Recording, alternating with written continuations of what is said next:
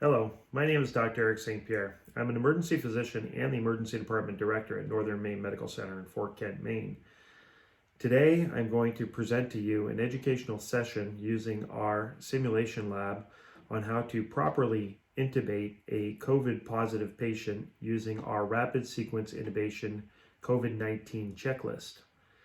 The purpose of this is to help educate our employees and our medical staff on how to properly don personal protective equipment and also on how to prepare a COVID positive patient for intubation.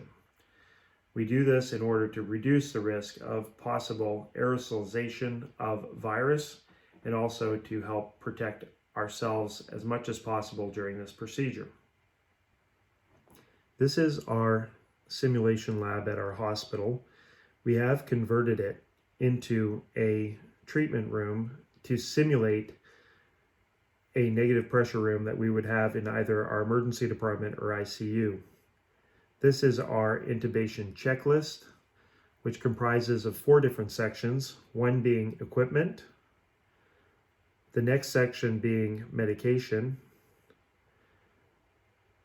the next section is the preparation. This will be followed by a timeout, and then subsequently we will move on to the intubation. So our team will be comprised of 5 individuals. There's 4 individuals that are going to be within the room that will be donning full personal protective equipment, and 1 person outside the room who will also be dressed up in full personal protective equipment, but will be there to help the others put on their equipment and also get supplies as we need them, if we need them during the procedure. The simulation session itself will be separated into a few different parts. The first part I'm going to show you is how to apply the pre-oxygenation device to help maximize the patient's oxygen concentration prior to doing the procedure. The second part will be on how we as a team don our personal protective equipment, including respirators. The next part will be the preparation of our supplies, and we'll show you how we utilize our checklist to make sure that we have all our equipment ready, both inside the room and what equipment should be left easily available outside the room. Once we're inside the room, we will then go through a checklist on how we prepare ourselves and our patient for the intubation. Once the patient is completely prepared, we will do a timeout. We'll stop, make sure everything's ready, and then we'll proceed to the intubation. Once we've done the intubation, we'll go through each step. We will then proceed to doff off our equipment or remove our personal protective equipment safely with a buddy, and we will show you how to do that in the proper manner so that you don't contaminate yourself. In this part of the video, I'll be speaking about how nursing is donning personal protective equipment. One nurse will be located outside the room and will have a gown, glove, mask, and face shield. The other nurse will be inside the room and part of the treatment team with an N95 mask, 2 pairs of gloves, a face shield, and a gown. In this video, the nurse who's currently wearing the yellow gown is the nurse who's located outside the room. That nurse will be responsible for gathering supplies and also helping don and doff personal protective equipment. The nurse in the white gown will be the nurse that will be administering medications within the room and also will be assisting the team with the rapid sequence intubation. She will be wearing double gloves, a gown, a face shield, and also an N95 mask. In this simulation video, you notice that she's simply wearing a surgical mask. That is only because we are trying to conserve supplies. In reality, she would normally be in an N95 mask or a respirator. In the next part of the video, I'll be speaking about pre-oxygenation. We'll be using an anesthesia mask with a viral filter that has 2 sources of oxygen, a PEEP valve, and an ambu bag. The reason for this setup is to maximize the oxygenation of the patient, yet at the same time minimizing the risk of aerosolization of the virus. In this scenario, this is a 65-year-old male patient who was admitted and was found to be positive for COVID-19. He's having progressively worsening respiratory distress and now going into respiratory failure and will need intubation and mechanical ventilation. The first step is for our nurse to apply the anesthesia mask. It's important the mask be applied tightly and so there is minimal type of leaks, since any type of leaking could risk the possibility of aerosolization of the virus. The mask itself is attached to tubing, a viral filter, an ambu bag with a PEEP valve, and 2 sources of oxygen. The nurse will now connect both sources of oxygen. The first source she will connect to is the one of the ambu bag, which she will place at 15 liters per minute. The secondary source is to an auxiliary port on the tubing to allow proper function of the PEEP valve, and this should be at approximately 4 to 6 liters per minute. Whenever you adjust the oxygen, you should monitor to ensure that the mask is properly sealed. This setup should hopefully help oxygenate the patient in the best manner prior to the intubation. It should be noted that this can be somewhat uncomfortable for the patient, therefore the lowest PEEP value should be used initially, and you should consider sedation of the patient.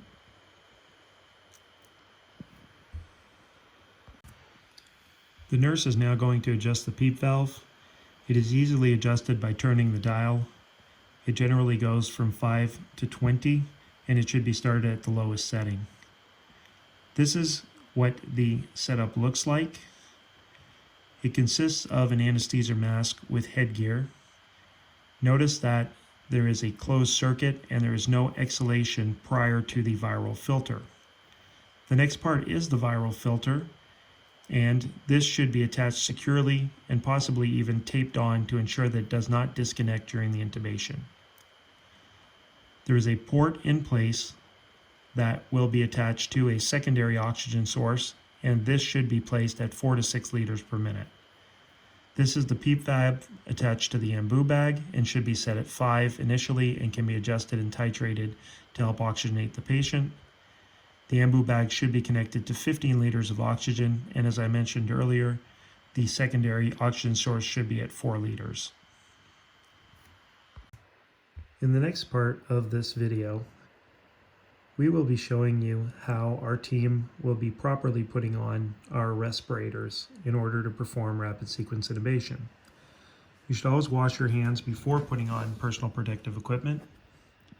And during this type of procedure, we prefer to use 2 pairs of gloves. I always first put on a smaller pair of gloves, followed by a slightly larger pair of gloves, mainly for comfort. Once you've put on your first set of gloves, you can then put on your gown. At our facility, we have a tendency to use reusable gowns, and it is often helpful to also have a buddy to help you put the gown on. As you will see in this video, we tie the bottom portion or the middle portion of the gown only, and we leave the top part of the gown unfastened. This makes it easier when we are doffing off our gown after our procedure.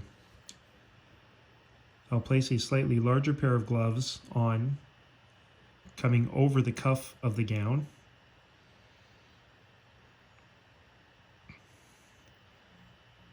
And although not mandatory, it is preferable to tape the second set of gloves to the gown.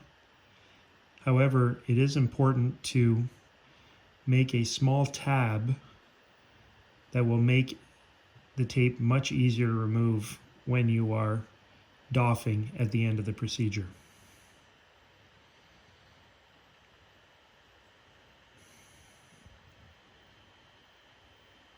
Take note of the small tab that I'm making in order to more easily take the tape off when we'll be removing our gown. The next part will be to set up our respirator. This is also called a PAPR.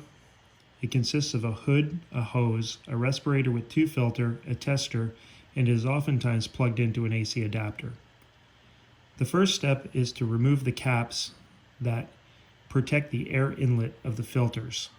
If you do not remove these caps, you will not be able to breathe through your PAPR. The next step will be to test your PAPR to ensure it's working properly. You turn it on, put the tester into the hole, and as you'll see, the black indicator needs to reach the top.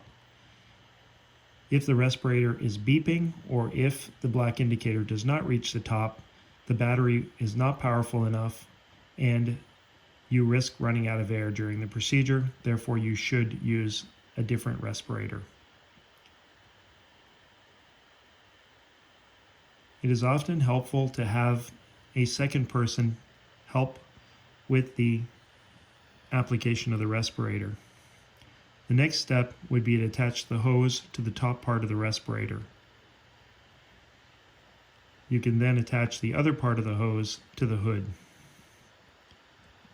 Make sure that you turn on the respirator before putting on the hood, since that is the way you are going to get air.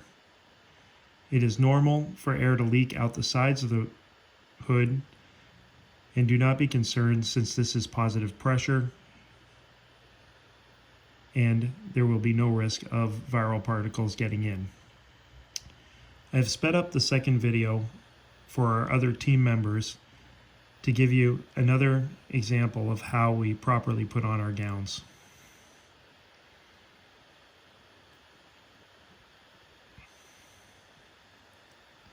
Again, as I mentioned, it is best to just tie the middle part of the gown. When you double glove, make sure to put the second glove over the cuff and apply tape.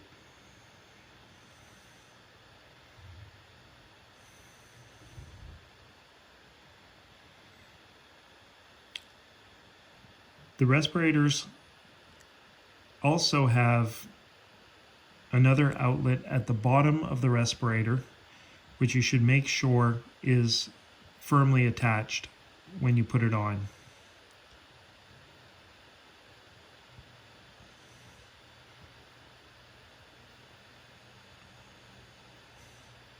Make sure to turn it on, place the hood over your head,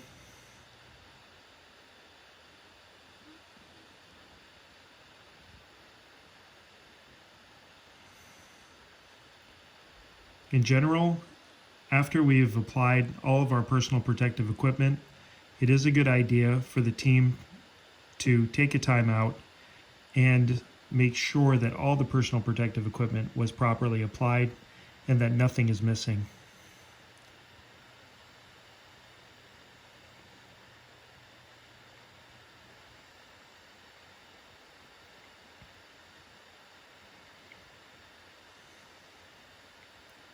In our team currently, we have a respiratory therapist, a nurse anesthetist, and a physician who will be helping with the intubation.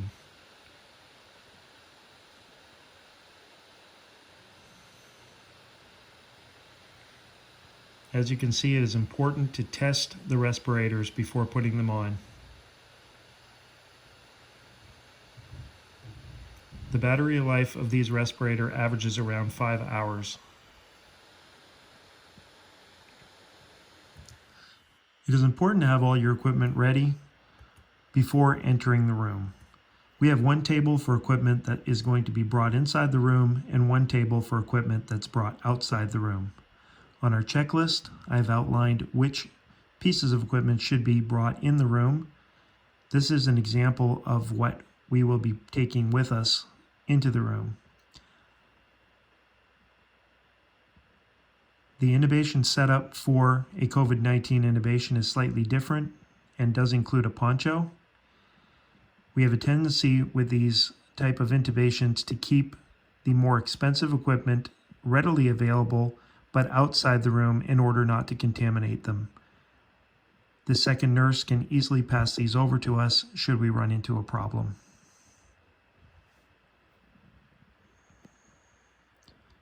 After ensuring all our equipment is ready, we again take a time out, as I mentioned earlier, and make sure that all our personal protective equipment is on and the table is ready to go.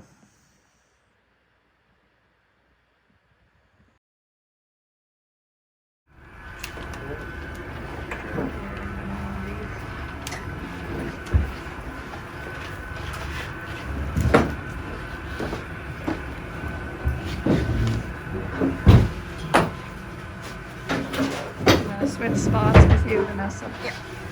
I'm gonna close this door so we can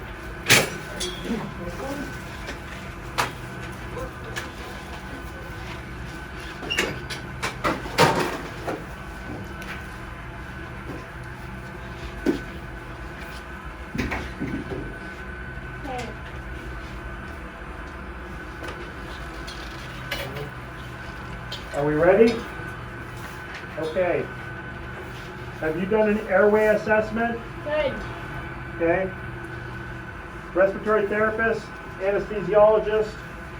I'm going to be the recorder, the nurse, and the nurse outside the room. Should we sedate with ketamine first? He seems a little rambunctious. Let's give him a little something to relax. Can you give us some ketamine, please? Ketamine, how much? We'll just pretend. Okay. 80 milligrams. All right, 80 milligrams of ketamine going in. 80 of ketamine is in. Okay. Just Oxygen, 2 sources of oxygen. Yep. One here, and then the other one here. 2 sources of oxygen. Yep. Okay. Suction. Right here. Okay. Prepare the ET tube.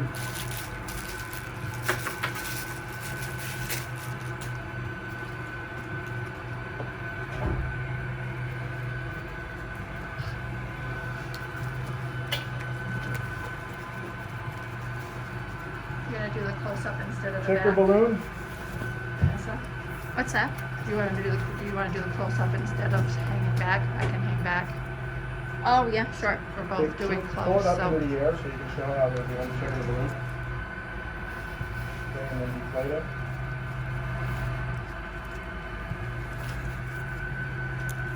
Cardiac monitor.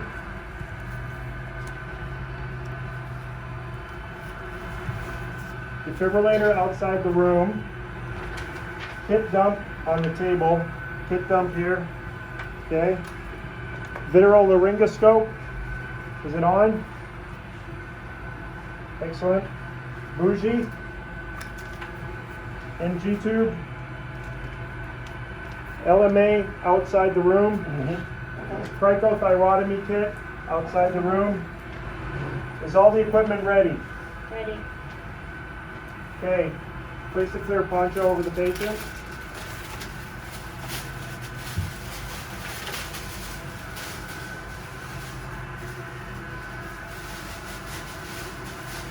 want me to get that? Yeah, go ahead.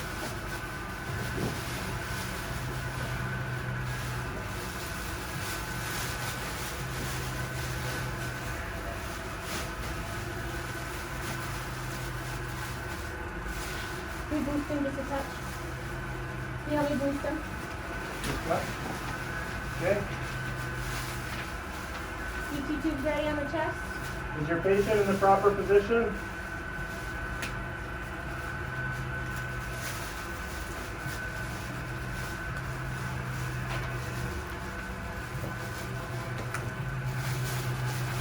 Everything okay? Right height? Stop. Time out.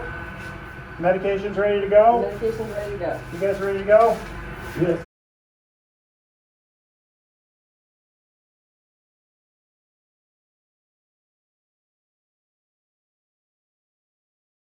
Vital signs.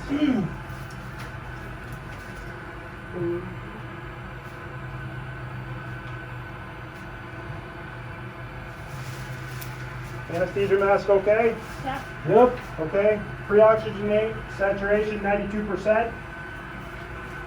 Pre-medication, we gave the ketamine. Are you ready to go with meds? Ready. Give the sedative. Etomidate 20 mLs or 20 milligrams. Etomidate 20 milligrams and all set. Okay. Okay. Give the paralytic 200 milligrams of succinylcholine. 200 socks going in. Okay. That's the time.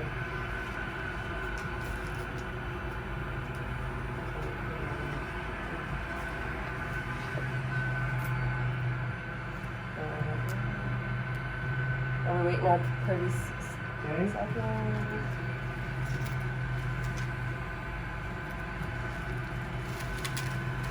So now we have to turn off the oxygen. So take a picture of this here. Ready? Turn off the oxygen, unhook the bag.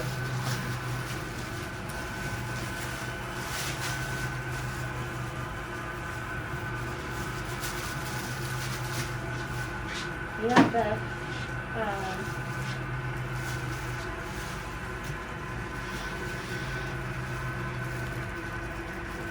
okay, stay away.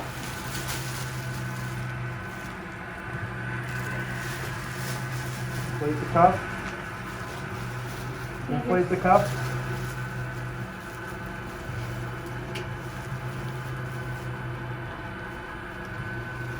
Okay. I'll go ahead and bag. Untitled CO2. Okay, all right. That's good. Listen.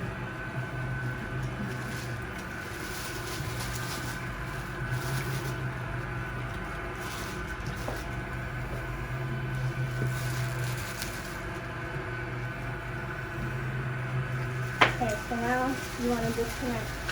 And We would want to say stabilize that tube. And the tube is a what? the tube is at 22. Do we have the Hollister? Post-intubation sedation. Okay. We have the Hollister. Probably Stabilize go that up to tube. the drip. Yes.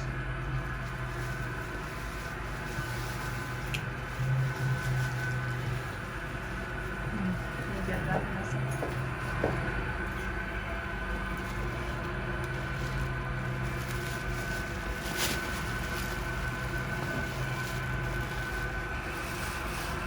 Thank you.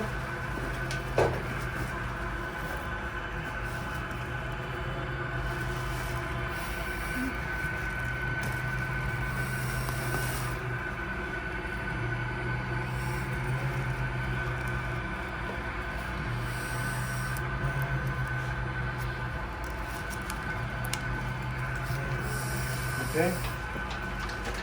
Clamp the tube. Clamp it.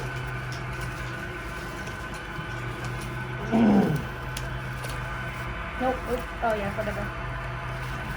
You need your end title. Oh.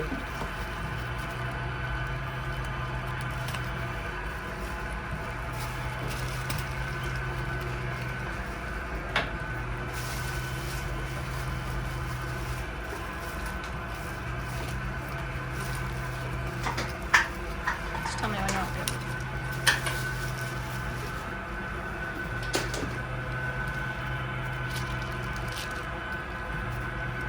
That's good. Okay.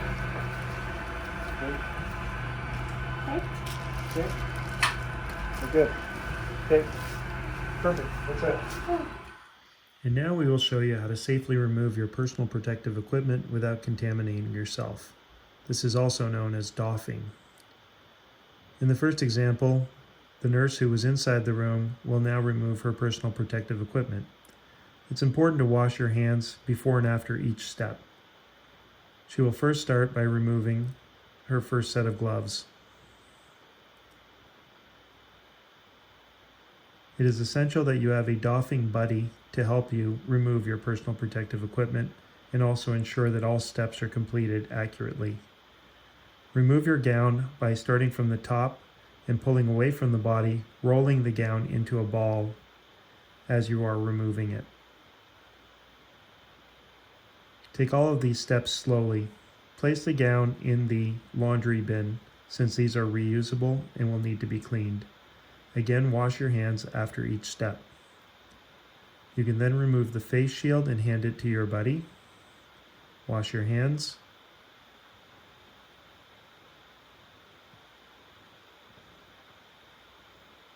The next step will be to remove the hair covering. Again, wash your hands.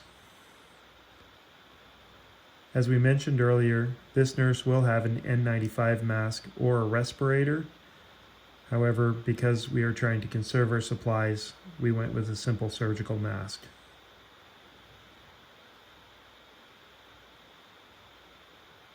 Once the mask is removed, you can again wash your hands with hand sanitizer, but it is also preferable after this process is done to go wash your hands at a sink with soap and water.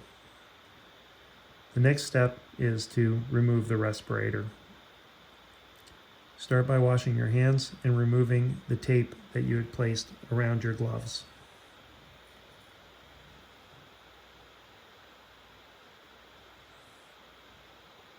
Once the tape is removed, you can now remove your first set of gloves.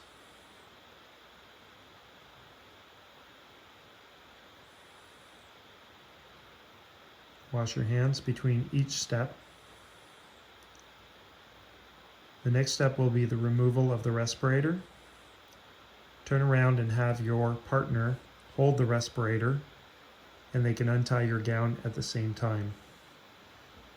As your donning and doffing buddy holds the respirator, you rewash your hands, and then you'll proceed to remove your gown, again starting from the top, moving the gown away from you, rolling it up into a ball,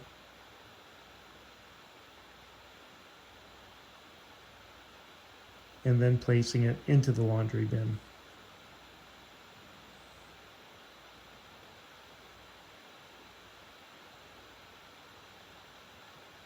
Wash your hands again.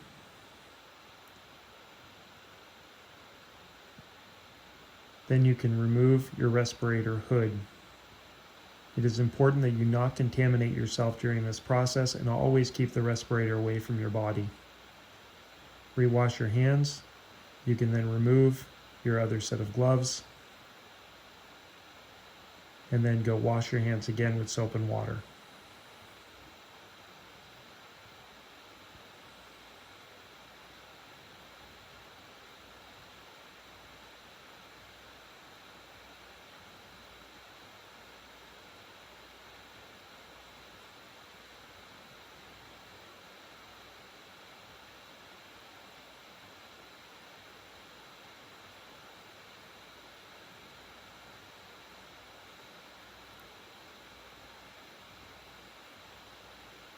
In this video, we have shown you how to properly don and doff all of your personal protective equipment.